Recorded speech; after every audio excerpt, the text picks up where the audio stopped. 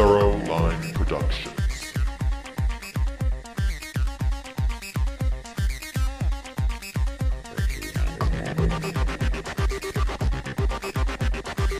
This is Thoroughly Modern Reviewer.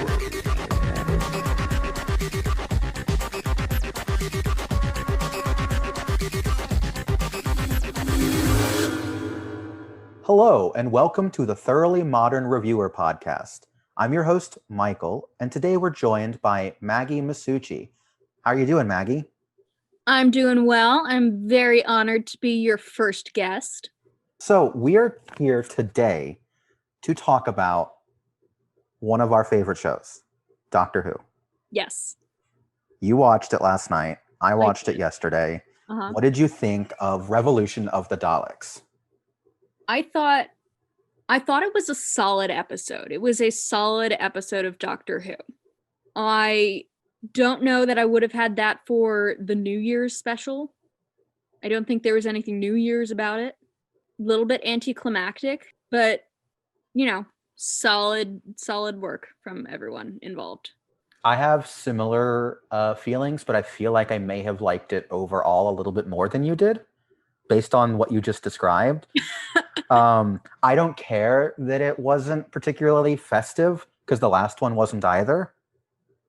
But I think there were some room for improvement in certain narrative aspects, but I thought that all of the character work was so good that I didn't care about the narrative issues I had.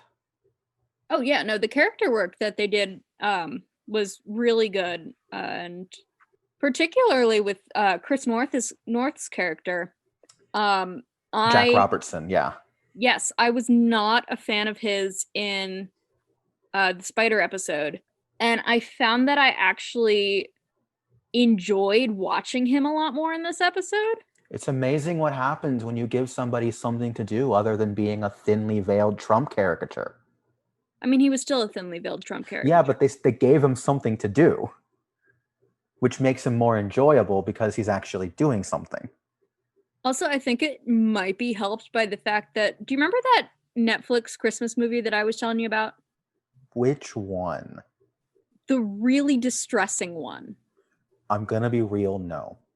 Okay. So there was a Netflix Christmas movie called A New York Christmas Wedding, and Chris North played a priest in it. And that is the first time that Chris North has played a character that I've actually liked. Does he normally play, what's the clean version of a word I can say? Does he normally play annoying characters? To this day, I am not certain how we were supposed to feel about his character on The Good Wife, but yes. I see. I have never seen him in anything other than Doctor Who. My mother knows who he is. Well, of course your mother knows who he is. He was on Sex and the City. She didn't watch that show. I have no idea how she knows who he is. Then maybe she watched The Good Wife. I think she did. Okay. I didn't watch Sex and the City either, but he was Mr. Big. If you know anything about Sex and the City. Yeah, that's the name I've heard with him. So that makes sense. Before we go any further, let me just throw out a spoiler warning, because we're clearly about to just spoil everything. It's going to happen. So if you haven't seen the episode, stop listening now, go watch it, come back. It's good. You'll enjoy it. We'll be here for you. Before we go on with the episode, I want to talk a little bit about where the show left off back in March. Okay. Particularly as it relates to the Doctor and what she learned about her past. I think you know this, Maggie, that I was not a fan of that episode. I do think I know that at this point. If you'd like to tell the listeners a little bit about that. Well, I'm sure. So some of you who follow my blog may be familiar with my review of the episode. I was not necessarily unhappy with what was revealed. I just didn't like that it didn't seem to matter to the Doctor at all. They spent an hour telling us all of this stuff about her past, and then she said, I'm still me, and then went on about the episode. And I feel like if you're going to do such a big retcon of a character's backstory, you have to allow that to have weight, and that they didn't do that in that episode. So going off of that, I think it's actually interesting. My hopes for a holiday special was that it was going to be more standalone, and the fact that they referenced it in Revolution of the Daleks and had that be a part of her arc throughout the episode was interesting to me, because usually the holiday specials are standalones. Mm-hmm. And so I don't know how I felt about the fact that they gave it that much weight in the holiday special, especially when she worked through everything back in March by the end of the finale. I'm of two minds, because on the one hand, what they did in this episode was what I wanted them to do in the first place. Mm-hmm. So I was really happy they were doing it. And it did make me appreciate the previous episode a little bit more, because I watched it again after I watched Revolution of the Daleks. But I don't think it excuses they didn't do it then. And I also don't know if a New Year's special is really the place where you want to be doing such kind of introspective looks at who a person is. But also, I don't know if this episode was even meant to air on New Year's. They just call them like festive holiday specials, but like half of Doctor Who's specials haven't been holiday themed, even if they aired on Christmas. I'm not saying I wanted it to be holiday themed, but they usually have a bit more heart, and they're a bit more something that you can watch, gather the whole family. They don't need to know the history of the show to be able to watch it. I do worry that, and I'd be curious to see what the ratings ended up being. I do worry that it being so tied into what happened, not only in the previous episode, but in the previous New Year's special as well. I wonder if it being a sequel to both of those episodes ends up hurting the show with a general audience versus people who like follow it a lot. Like, I didn't have trouble understanding what was going on, but I also rewatched the previous New Year's special, and I rewatched the end of season 12 to prepare myself. Like, how many families are doing that before they sit down to watch a holiday special on TV? Yeah. That being said, in the context of the story being told and removing it from, ignoring that it's like supposed to be a special, I thought that the Doctor's arc really worked for me. Oh yeah, I told you I thought it was a really solid like episode of Doctor Who. No, I know. I was just saying, in this particular episode, I think I liked, in particular, she has a scene with Ryan like halfway through. Oh yeah. Where they're kind of talking, and I really, first of all, like, I don't remember her and Ryan sharing a bunch of screen time, just the two of them, prior to this. They haven't. And so it was really nice to see. I didn't think so. And so it was really nice to see the two of them just sort of sit down and talk. And he had some great advice for her. And I know, I just really liked that scene. Oh yeah, I like the idea of the companion having, advice to give the Doctor as opposed to the other way around.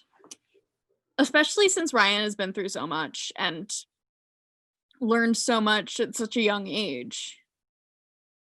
Because he's what, 20, 21? Something like that. I think him and Yaz are like roughly, they were like 18 or 19 when we started. They were 19 when it started.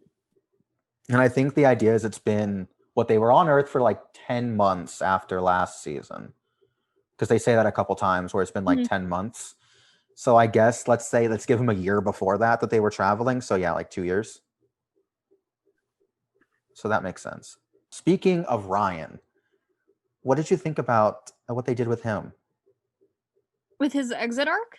Just the whole thing, yeah. From the way he enters, he's out of all three of them, it seems like he was the one who had most moved on by the beginning of the episode. Yes, definitely. Did that work for you? I think so. I think just who Ryan is as a character, it made sense. Mm-hmm. It would have been either him or Graham that had moved on. And I think that the fact that they had it as Ryan, it made his arc a lot sort of easier. By the end of it, you sort of knew that his exit was coming. Yeah, I really appreciated that they seeded that he was going to be leaving early in. That they didn't do the thing that both of the previous showrunners did by making it like a really over dramatic, like heartbreaking tragedy. Yeah, it felt more like Martha's exit. Yeah, Martha's the only other companion to leave of her own free will. And I like that. Yeah, I loved it. It was so nice. Because it was still like sad by the time they left, but it wasn't like, it didn't feel like my heart had been ripped out and danced upon. And, you know, it was just a bittersweet, like, oh, my friends are leaving.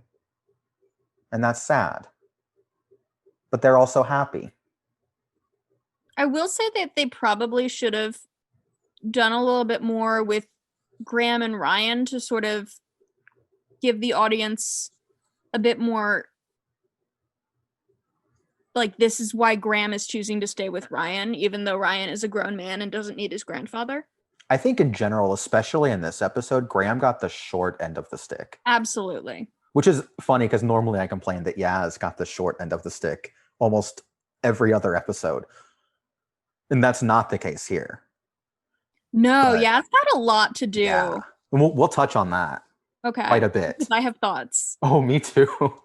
But Graham, like, he's just very much there. And it was weird because I knew going in, because they've been publicizing it, that both Graham and Ryan were leaving. Yes. But for the whole episode, you cannot tell that Graham has any intention of leaving. And I know he doesn't until he finds out that Ryan is leaving. But it is kind of weird because Graham and Ryan's arc together over the 2 seasons hasn't been particularly consistent, like you've been saying. Like a big thing in the first season was Ryan warming up to Graham as his grandpa in the wake of Grace dying.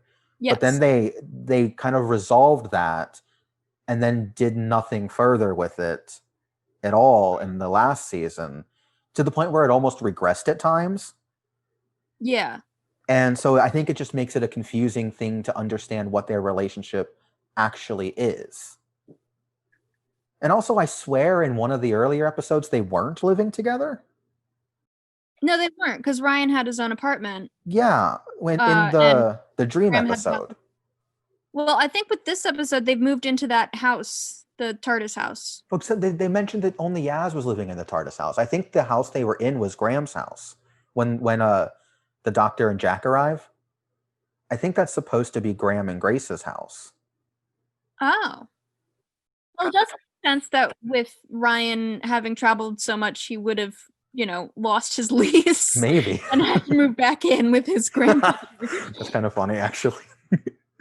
That's the kind of thing you don't think about. And that's the thing that Russell T. Davies did really well, was establish that there were consequences for having left. Mm-hmm. And that's something I think neither Moffat or Chibnall have done quite as well. Yeah. When they return to Earth.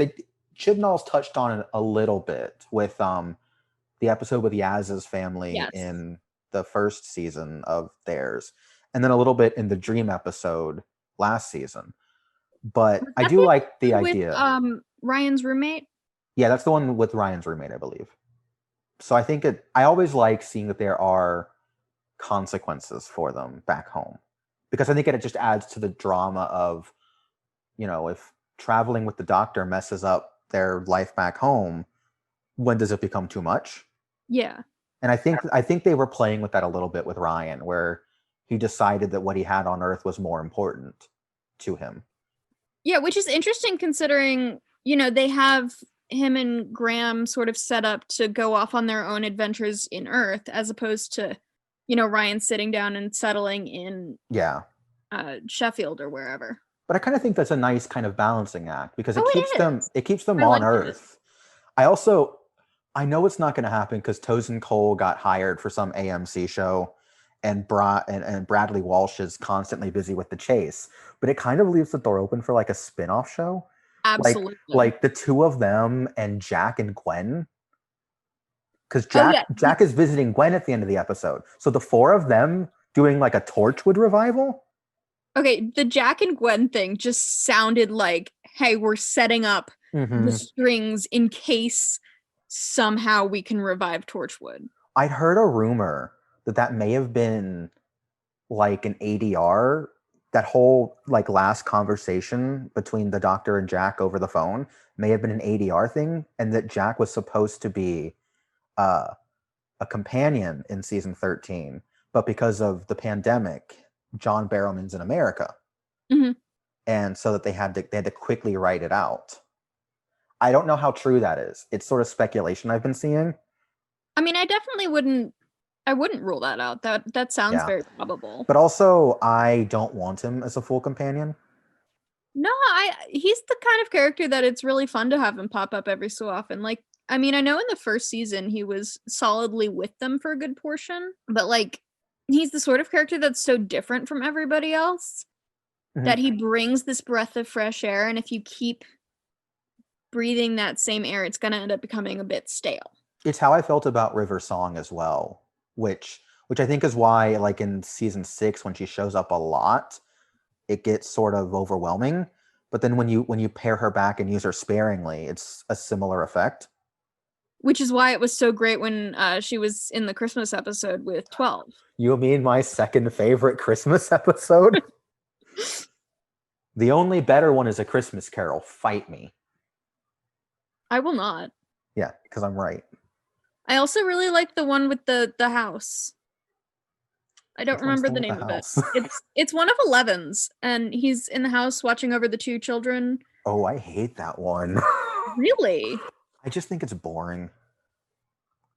I know. I think it had a lot of heart. It has a lot of heart. I just think it's boring as hell.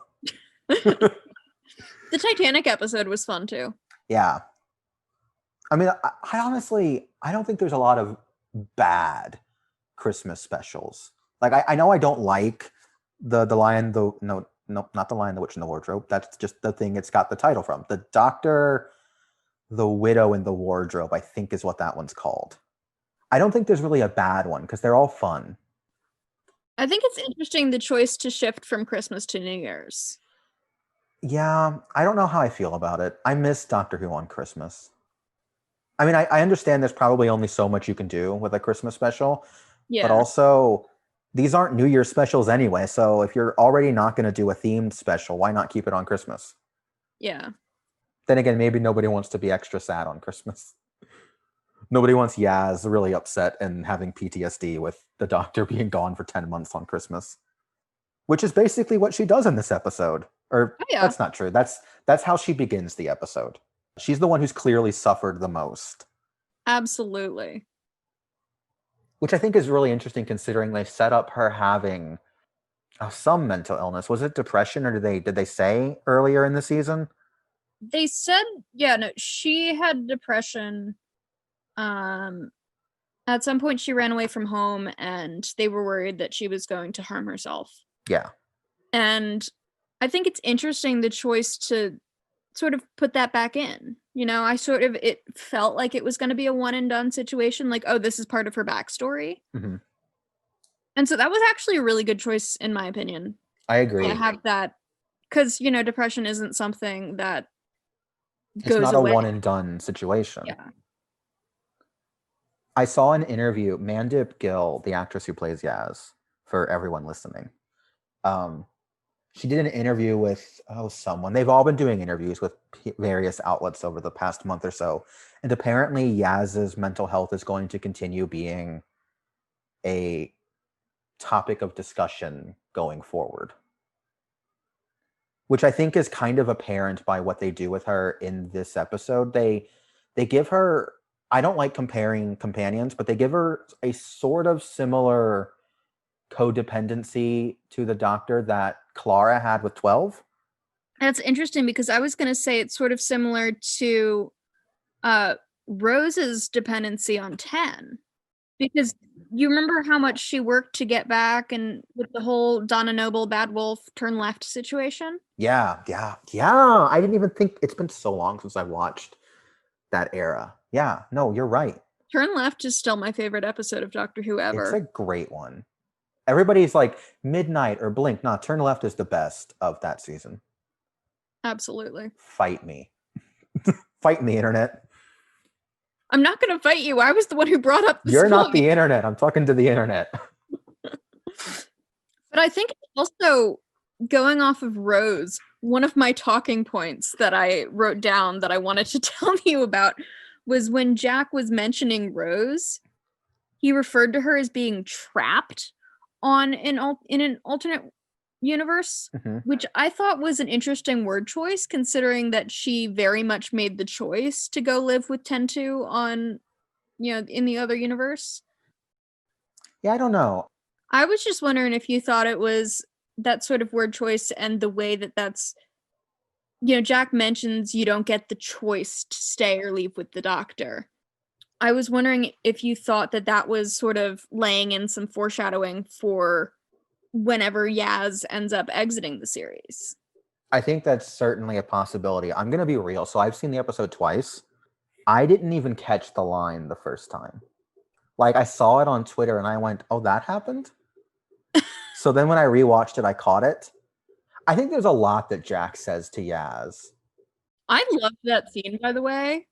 Jack and Yaz have John Barrowman and Mandip Gill just have such great chemistry. Like, they feed off each other as characters, and I thought that was really welcome. It's like I said at the beginning, all of the character stuff, and I include just conversations between characters, is so good that I would have taken an episode with no villain just to have Jack and Yaz talk for 10 minutes. Jack didn't get enough time with Graham, though. I really wanted him to spend a bit more time with Graham. Did you see Graham's reaction when Jack called him Silver Fox again? Yes. Graham was like, I did not sign up for this. It's delightful. It's fun. I missed Jack. I really did. How did you feel about his reunion with the Doctor? I expected him to kiss her, just because that's sort of been par for the course. He kisses them all, yeah.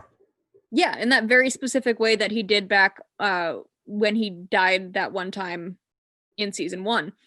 I thought the whole break out of jail thing was very convenient. I thought this was going to be an episode where they worked to get 13 out of jail, as opposed to, Jack coming in, saving the day. But I thought that was very Jack. That's the way to that's Jack. He would do that. Absolutely. Just show up with some miracle device that's gonna have them be able to escape in 4 minutes? Some magic bubble that can walk through walls. Why not? Yeah, I sort of had similar, I don't want to call them mixed thoughts, because I thought it was a really fun reunion. I was also surprised that the Doctor was not going to be in jail most of the episode, which I think is partially just because they were very smart in marketing the episode by not showing her out of the prison cell at any point. Yeah. So it gives you the impression that it's going to be the companions and Jack working together to save the day, and that the Doctor might be able to show up by the end. And I also am not entirely sure that I love the Doctor having to be saved versus being able to get herself out. But it's such a fun scene that I don't care. Because John Barrowman has such good chemistry with everyone in the cast. Oh, yes. That him and 13 bantering as they're running down the hall is just so much fun. That whole exchange of Jack says, I've committed so many crimes to get in here. And the Doctor's like, oh? And he's like, you're one to talk. It's so fun. Yeah, that whole scene was just, you're sitting there thinking, God, I missed him. How did all of the little cameos in the prison were so fun. That was great. I love, say what you will about the Moffat era. Dude had some great monsters. Oh, yeah. And I will never be upset seeing a Silent or a Weeping Angel. And the fact that Chibnall has sort of tried so hard to distance himself from Moffat, yet he had that in there. That made me very happy. I like it when, they've all done it to a degree, like Russell T Davies distanced himself a bit from the classic era before eventually embracing it. Moffat distanced himself from Davies' era. They all do it a little bit. So it's always really fun when a couple years in, they start embracing everything, because it reminds you that, oh, this is the same continuing story. This is the show that we know and love. Yeah, which is always really funny when they contradict something. I had one major complaint about the episode. Was it the fact that it was really heavy-handed? No. Interesting. Because that was my big complaint. I thought they didn't do anything with the Daleks. That plot line goes nowhere. It ends up just becoming like, oh, we're going to bring a bajillion Daleks in and they're going to fight each other for 10 minutes. Yeah, it felt like it was resolved very quickly. When they introduced the idea of the UK government using a Dalek casing as a security drone, it felt like an idea that was so rife for some kind of social commentary, even if it was heavy-handed one, which it would have been. Well, it was. I mean, that whole riot scene. Yeah, but that's like right at the beginning. I expected there to actually them to do something with that. You know what I mean? And then they don't. So like it would have been heavy-handed and we all would have complained about it being heavy-handed. But it would have been more interesting than guy ends up cloning Dalek mutant and Dalek mutant does what Dalek mutant's gonna do. Yeah. Like once I saw the mutant, I went, oh well, okay, that's what's gonna happen.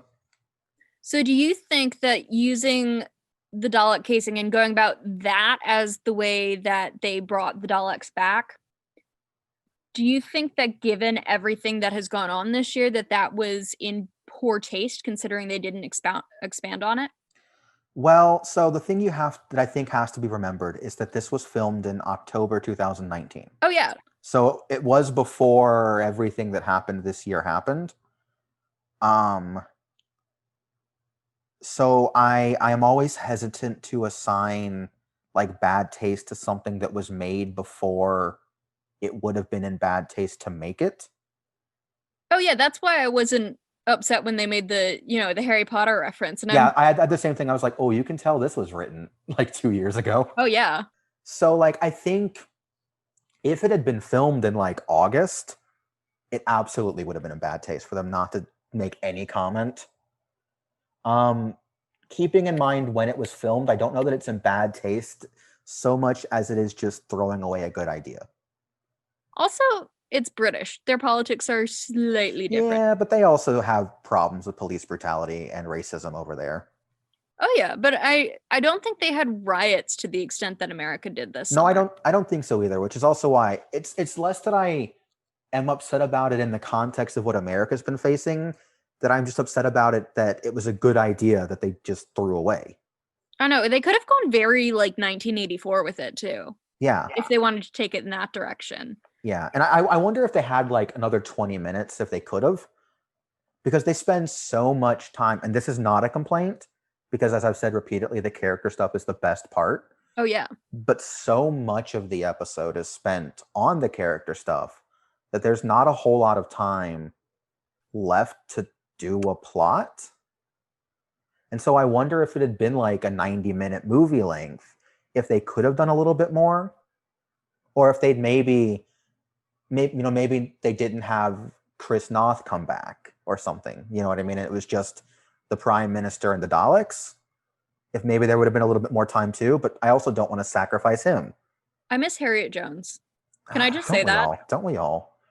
Like when that Prime Minister stands up and talks about bringing in the drones, my first thought was, I miss Harriet Jones. No offense to the actress who played that character. I think she's a dame. I don't remember who the actress is.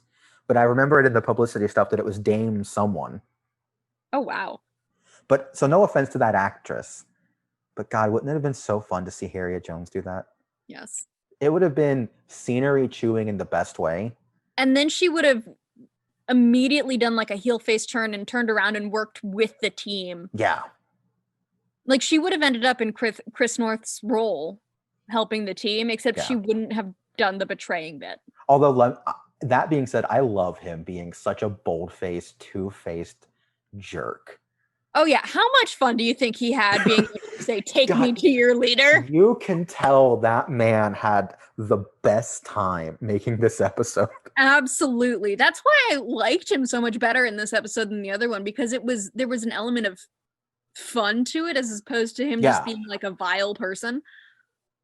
Yeah, he's vile to the point of unbelievable, which makes it fun again. And I mean, so I watched it with my mom when it was on BBC America last night. And when he told the Daleks that the doctor had called them, my mom went, "Oh, you," a word I can't say on this podcast without marking it explicit. I it was just, look, when you can get that kind of a reaction out of an audience, it's a good time. Oh, absolutely. And my mom is the kind of audience member that the show wants to have, which is someone who watches it but is not like reading all the lore. She's just watching it when it comes on. And so she's there to have a good time. And she had a really good time with Chris Noth and with everything. And so I think, I don't know, that just is so good. And then him looking the doctor dead in the eye and going, "I was a decoy?" The worst. I love him. So I think they made a couple interesting like Doctor Who lore choices with this episode to differentiate Dalek as specifically when the alien is inside the casing versus whatever the heck the alien is outside the casing. I thought that was an interesting choice. And I'm not sure how I feel about that. Because then you've got like the mutated Daleks and stuff, and it's like, how do you call it a mutated Dalek if what makes it a Dalek is the casing? Yeah, I think so. It's sort of a weird thing, right? How much of Classic Who have you seen, if any? I've seen, it's largely just, I've seen clips on YouTube. Okay, so you haven't seen a full story. Mm-mm. Okay, so there's one in the Fourth Doctor's run called Genesis of the Daleks, which is sort of the big origin story that is still more or less canon as to how the Daleks come into existence. On the planet Skaro, there is two warring races, the Khaleds and the Thals. Davros, he is a Khaled scientist. He has been trying to figure out a way to genetically alter the Khaled race so they can win the war. So the little squid monster inside of the Dalek casing is a mutated Khaled. Lots of experimentation basically done to remove all of the emotions and all that jazz. That being said, the classic series always referred to the squid as the Dalek, and the casing was just the casing that went on the Dalek. The different casings would denote different classes, like, there are warrior Daleks and strategy Daleks and scientist Daleks and yada yada. Yeah. But the monster was the Dalek, and the casing was just the armor. And so this was something they did, I think, with the David Tennant one, when they did the weird like Dalek mutants episode in New York. Yes. And so the Daleks have always had that hatred for impurity. Didn't they try? Wasn't there a whole bit where they tried to stop the Daleks from doing the whole eugenic extermination situation that the Doctor encouraged in this episode? Probably. That being said, I'm with you. I don't know why there was the weird insistence upon the casing being the Dalek and the creature inside not being the Dalek. Because it does raise the question of, well, if the casing is the Dalek, then why do they care if the monster inside of it isn't pure? If that's not the Dalek, why does it matter? And I think, I wonder if it's just he put the emphasis on the wrong thing and meant the monster, but because the main characters didn't know for such a long time that there wasn't a monster in the casing, that they just assumed it was, and so kept saying it's a Dalek, it's a Dalek, it's a Dalek, because they don't realize there's not one. Mm-hmm. I wonder if it's that. I don't know. I also was confused as where that story is going. I think they need to go a bit further into detail with that the next time they bring the Daleks back. Yeah. But also, they can let the Daleks rest as long as they want. If I don't have to see him for a few years, I'm okay with that. Oh yeah, I mean it's always fun to, like I said with Jack, it's the sort of thing that it's fun to pepper it in there as opposed to over seasoning. Yeah. And as we'll touch on a little bit later in this episode, I feel that the not television Doctor Who stories have an over reliance upon the Daleks to the point that if you consume any of those extra material, it makes you enjoy them on TV less. But we will get there. My second point with the lore was Ryan and Graham both saw Grace at the end and then pretended not to. I suspect we're not supposed to take that literally. Okay. Like I think it's supposed to be like, because if it's the same mountain they were on with her in that first episode. I did catch that, obviously. So I'm wondering if they're just having like a memory, and it's a coincidental memory at the same time, as opposed to Grace literally appears in the sky to them. Yeah, because I thought it would, if that were a introduction of a canon afterlife in Doctor Who lore, that would be an interesting way to go about it. I do not think that's what they were going for, but it would be funny. Because, I mean, we do have, the other companions do appear similarly to the Doctor whenever the Doctor regenerates. Yeah, but I think those are also just like flashes of memory. At least they were in the last regeneration. I don't know. Did you see the Capaldi into Jodie regeneration? Yes. Okay. But you didn't see the finale that led into that, right? No, I just saw the regeneration clip. Okay. So in The Doctor Falls, which was the season 10 finale, 12 essentially dies, and his like the TARDIS and his brain like kind of do the thing that they always do. They like link up, and he gets like flashes of all of his companions, saying "Doctor, Doctor, Doctor." That sort of jolts him back in, because the whole big arc of his regeneration is that he doesn't intend to regenerate. He's going to die as Peter Capaldi. And so that final episode where he and the first Doctor have an adventure is both of them convincing the other to regenerate. Because the first Doctor intends to die, which would erase all the rest of them. And 12 intends to die, and they both end up convincing the other to regenerate. But based on what we know with last season's finale, there's no way that the Time Lords of Gallifrey would have allowed either of them to die. Well, to be fair, the Time Lords with 12 are off at the end of the universe and can't do much to stop them. Yeah, that's fair. But also, I don't know if the Doctor can die now. Like previously, with the old, assumption of Time Lord regeneration that we had prior to this season.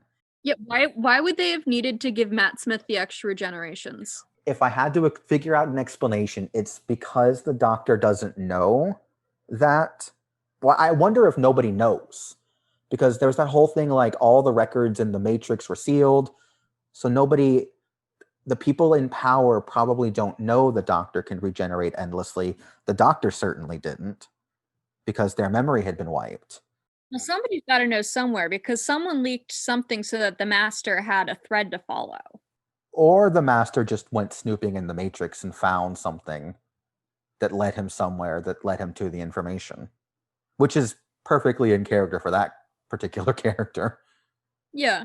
Because it's one of those, for the most part, I don't know that anybody who would have been alive when all the weird stuff with the Doctor went down is still alive.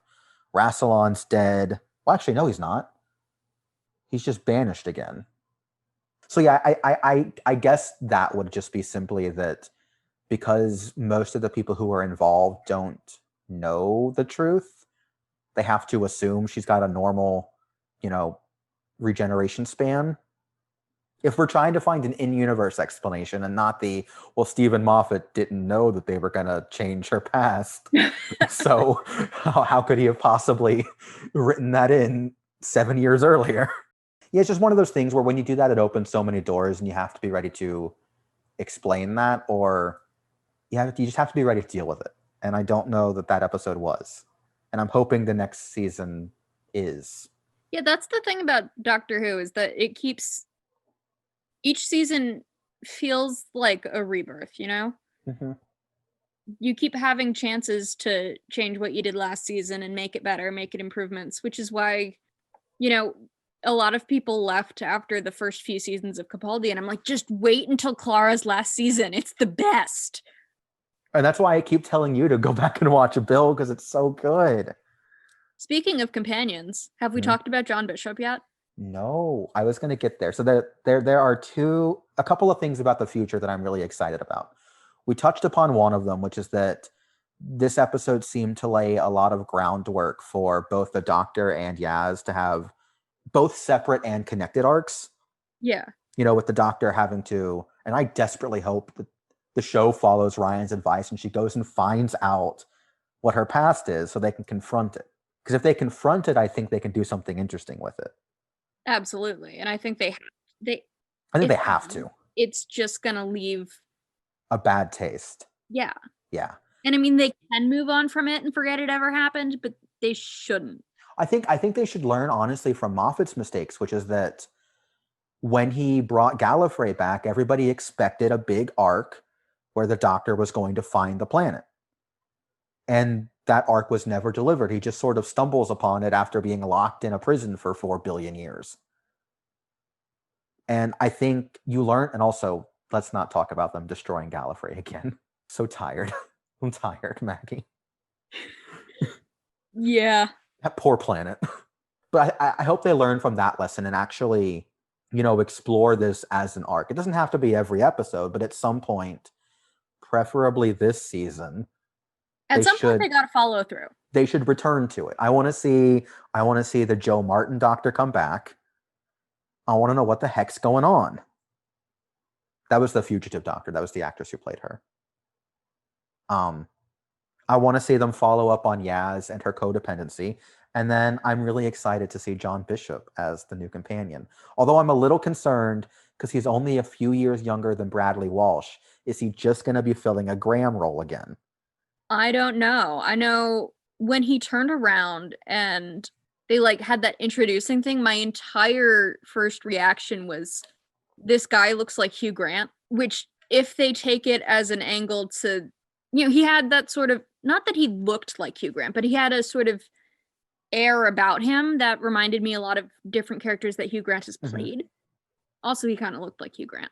He's got a bit of that like swashbuckler romantic lead vibe almost, which I think Hugh Grant has. I think if they go that route with him, it's going to create a very different character than Graham. So it's not going to be a filling the Graham void situation. My concern is that John Bishop is mostly a comedian and a sports player. So it's very easy just to make him the new comic relief. That's my concern. I would like we've been saying, there's even when we have like a problem with the show, every single new episode is a chance for the show to be better. Because it's all, even when they're doing arcs, it's also standalone. Yeah.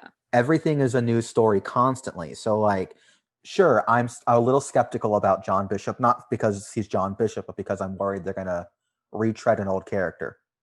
But like as soon as they introduce him, that's a chance to do something else. And every episode after that is a chance for them to develop that character into something unique. Yeah, we saw that with, you know, Martha in her first episodes. You're like, is she just going to be a clone of Rose?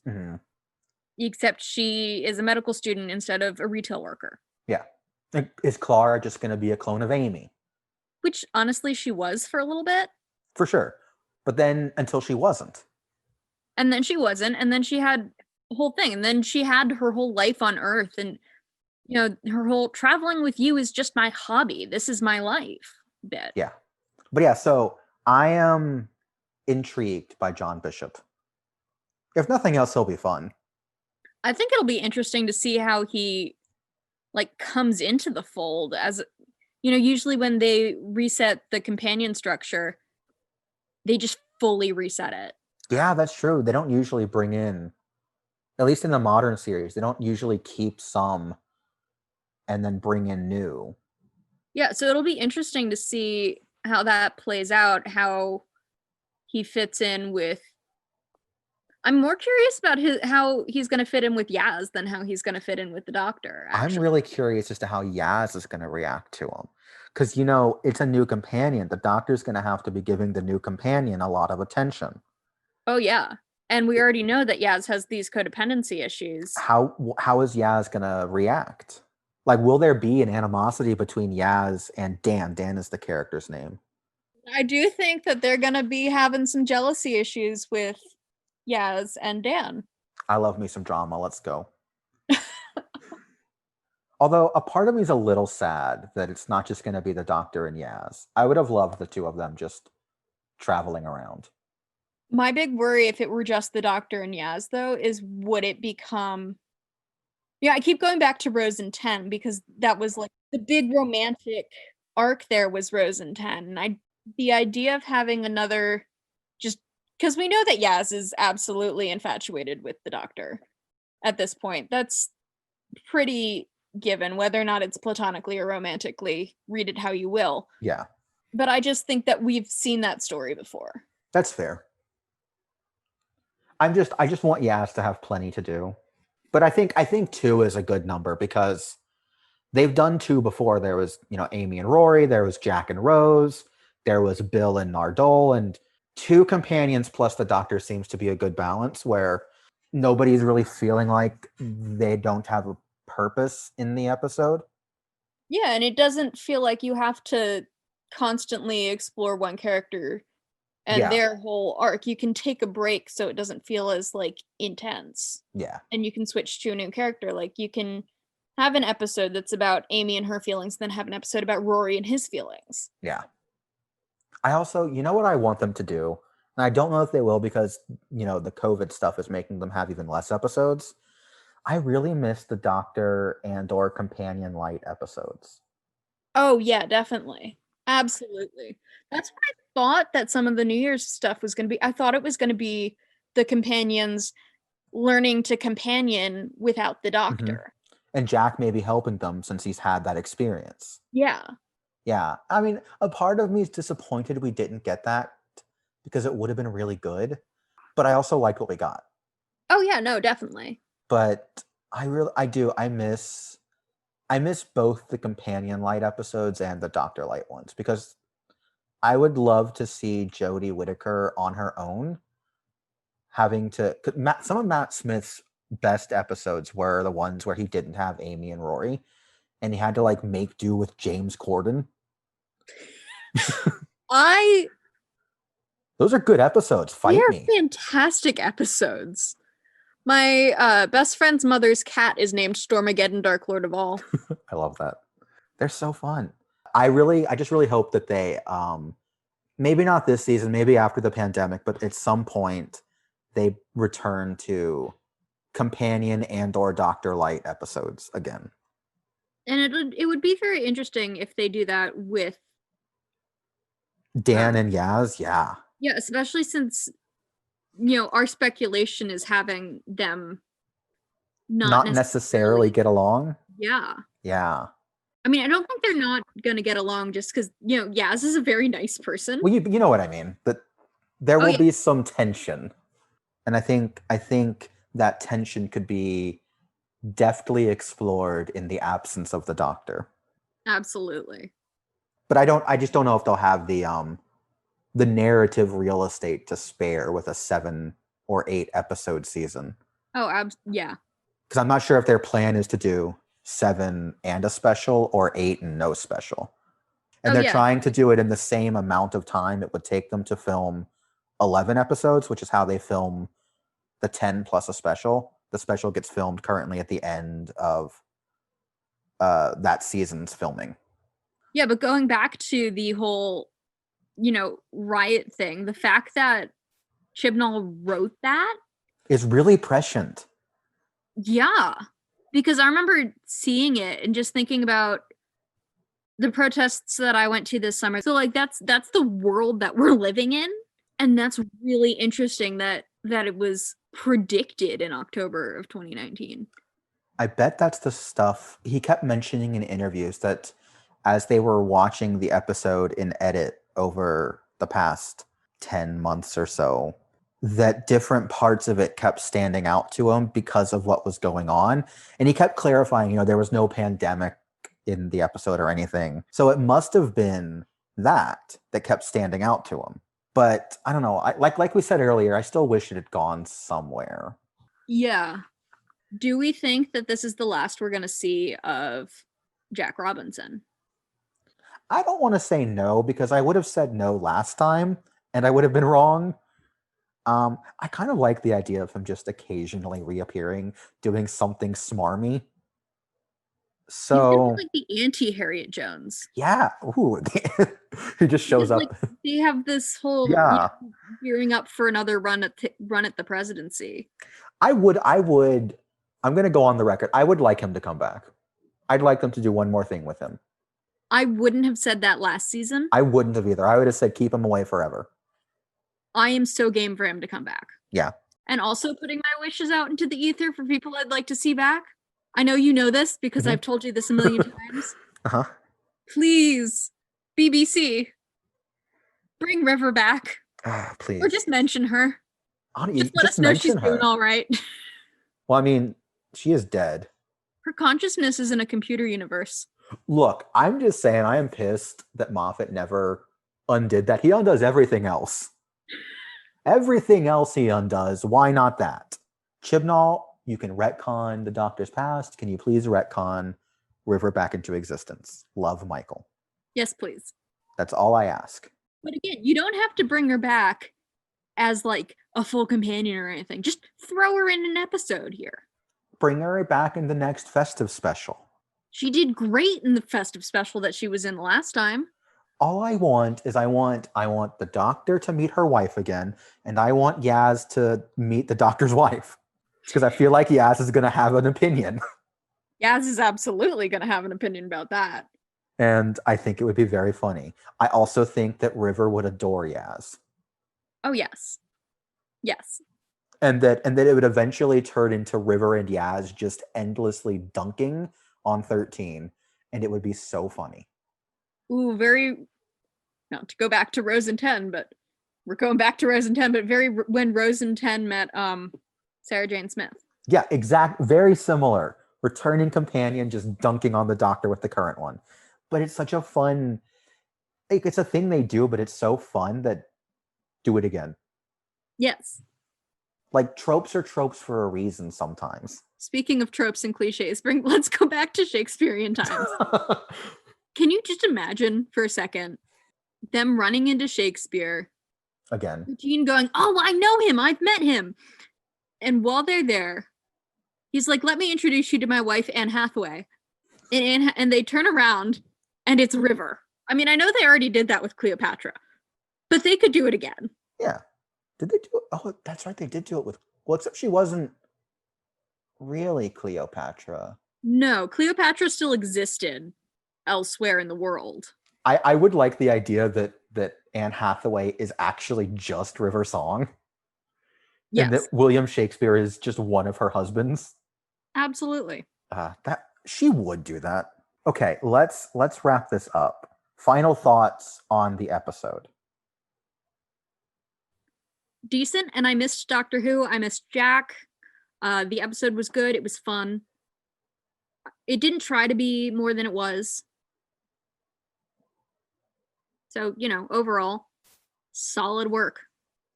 I agree, like full-heartedly. I still think I liked it more than you because I gave it 4.5 out of 5. I was thrilled.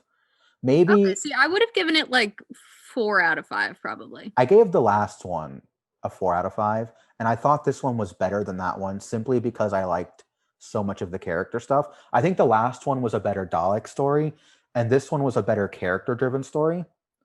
And after how constantly annoyed I was in season 12 at the lack of character-driven stuff, being given it on a plate was just like, it made me so happy. So like, maybe if I could evaluate this solely on its own, I'd have a different opinion, but I can't. Like I can only evaluate it in the context of having previously been so annoyed that this is just didn't annoy me like at all. And I'm just like, cool, I loved it. Let's go. All right, shifting gears a little bit, let's move into the segment that I'm going to call Quick Reviews, where me and my guest, in this case Maggie, are going to talk about a couple of things that we both consumed this past week, but didn't end up talking about at length. So, Maggie, why don't you start with a movie we both watched, the quasi sequel to Shark Boy and Lava Girl, We Can Be Heroes. Oh, yes. I have to go and just watch like every single movie Robert Rodriguez has ever made. I adore them. They're so much fun. Nobody makes kids movies like he does. Full stop. Nobody makes them the way that he makes them. Because they are made in such a way that it's super fun for kids to watch, but somehow also super fun for adults to watch. I don't think the movie was solely good because we'd seen Shark Boy and Lava Girl as children. I think it's also just fun. Oh no, you didn't have to see Shark Boy and Lava Girl at all to understand this. Like it wasn't a sequel. Yeah, they're barely in the movie. I think it was just such a fun movie. But I have spent the last week wondering how a 9-year-old girl knows the theme song to the Mary Tyler Moore Show. That's okay. My sister spent a solid week trying to figure out how Shark Boy and Lava Girl had a child. Well, when two people love each other very much. But I mean, it's such a fun movie. Everybody in it's great. Oh God, can I pronounce her name? Priyanka Chopra? Yes. She looked like she was having the most fun out of anyone. Gosh. She had to have been. And I mean, like, that whole plot twist is super predictable. Like her, full spoilers, the movie's been out for like 2 weeks. Her being an alien was super predictable, but also so fun that as soon as she made the twist into like actual villainy, even though the other twist is that they're not the villains, big spoiler. Yeah, but you know, villains for the purpose of this movie, antagonists. She just was eating the scenery. I'm surprised there was a set left. Everybody involved clearly had so much fun. I mean, I know they all did you can tell that with Robert Rodriguez's kid movies. It's how he gets all of these like actual people involved in them. Because like they're all kind of low budget because he writes, directs, produces, edits, and composes all of them. And he just does a fantastic job and everybody loves working with him. Yeah, I mean, dude got George Clooney to be the president in the Spy Kids movies. You know. Just because casually. It was funny. I will say the lack of George Lopez made me sad. I miss George Lopez, and I know I told you this. The fact that George Clooney wasn't somehow still inexplicably the president was a little upsetting. An 8-year term, Michael. Well, it's a 4-year term, 8 years if you're good, and we assume that he was a good president. I don't care. We don't know what time period the Spy Kids movies were set. They could have been 2010. Probably not, based on that technology. But did you not see Spy Kids 4? No, I skipped Spy Kids 4, bud. It looked bad. They're like fully grown up now. It has been a while. I heard it was not worth watching, so I didn't. It was not great. I will say that it was definitely charming. Mm-hmm. It was very much, some of it felt very forced. That's fair. It was nice to see Alexa Penavega do something that wasn't a Hallmark movie. Also, can we talk about them getting uniforms at the end instead of like and it's just cargo pants? Cargo pants. And I'm like, first off, you look like children, and I love that. I love that they made them look like children. Because I'm sure some of them were probably 14 or 15 at that point. And they could have made them not look like children if they'd taken that route. And it's Netflix, so give or take. The fact that that was the choice that they made and they gave them cargo pants just made me so happy. They went to the school of Kim Possible costume design. I'm like, that, yes, give people cargo pants. But I like that they really made an effort to give the kids an identity outside of their parents, even if they had similar powers. Oh yeah, no, definitely. And that extends to like not giving them costumes. Like, they're not their parents. That's the whole point of the movie. Is that they're the next generation. They're going to be better than their parents. Yeah. And so maybe that starts with like not having them be like individual superheroes. Like maybe you put the emphasis on the team by giving them like a straight team uniform. Whereas like all the adults are like, it's like the Justice League where they're all different heroes who do their own things and then occasionally Work together. So I liked that as well. The other quick little review we're going to do is Time Lord Victorious, which is a multimedia Doctor Who crossover event, which simply could not use the TV show because of the BBC charter. I reviewed both of the main novels on the blog over the past couple months, and I talked about the comics. So my big problem, Time Lord Victorious was presented as a story that was set directly after the David Tennant Water of Mars special. You know, the one where he decides not to kill that astronaut, or decides to try and save that astronaut, who then kills herself. And he declares himself the Time Lord Victorious. The crossover takes place like literally right afterwards. The TARDIS decides that it needs to take the Doctor on a little vacation to get him to calm down. So for some reason, the TARDIS takes him all the way back to the dark times where he should not be allowed to go. While there, he ends up meeting the literal personification of death as an entire species called the Kotura. And they go from planet to planet, bestowing a lifespan upon civilizations. And naturally, the Doctor, who is in this mindset of screw the rules, I can do what I want, decides to put an end to that and goes about doing so with the aid of an Ood assassin, whose backstory is never explained in the books and is presumably explained in the audio dramas that I have not listened to.